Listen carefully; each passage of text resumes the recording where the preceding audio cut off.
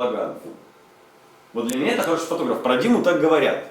Вот смотрят и говорят, это в стиле Галаганова. Это круто.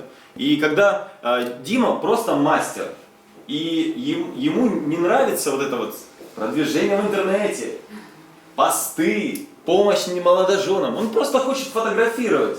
Он фотографирует везде. Даже когда он приходит на свадьбу в качестве гостя, он берет с собой фотоаппарат, потому что ему нравится это. Это не так. Нет, сегодня я отдыхаю. Вот это для меня не фотограф. Это для меня человек, который реально работает за деньги. Когда приходит, он говорит, я отдыхаю сегодня, все, не трогайте меня.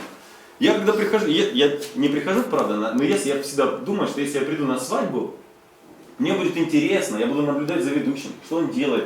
Я буду пытаться, если нужно, ему помогать там, какими-то моментами. То есть я не сяду и скажу, я сегодня отдыхаю. Давай. Шутите. Я могу лучше. Да, вот. И Диме вот в первое время было сложно. Да, я могу так же говорить? Я могу рассказать твою историю? Ну, если ты ее знаешь.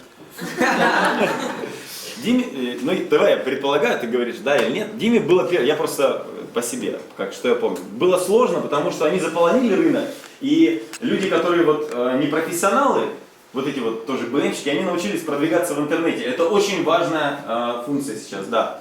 Но они так в каком-то момент начали Диму как бы пододвигать. То есть стало очень много ведущих. Прям вот, фотографов. Очень много.